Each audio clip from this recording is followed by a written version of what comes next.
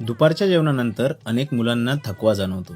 डोळे आपोआप मिटायला लागतात आणि मग अभ्यासात मन लागत नाही. आपल्याला वाटत असते ते लक्ष देत आहेत, पण त्यांच्या डोक्यात मात्र काहीच जात नाही.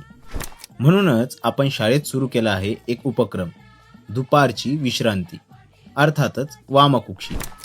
फक्त 20 ते 25 मिनिटं शॉर्ट नॅप, शांत वातावरण, न कोणता गोंधळ, फक्त थोडी विश्रांती.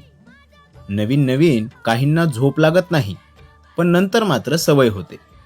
या वामकुक्षीमुळे मुलं ताजीतवानी होतात, मन शांत होतं आणि नंतरच्या तासात अजून जास्त लक्ष देऊन ते शिकतात.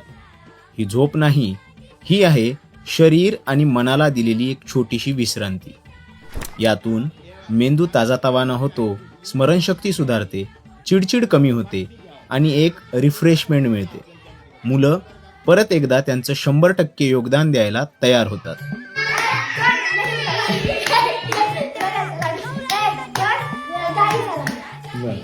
असं असं लाडू लाडू थापल्यासारखं करायचं. चला करा बरं का मग सगळे. 1 2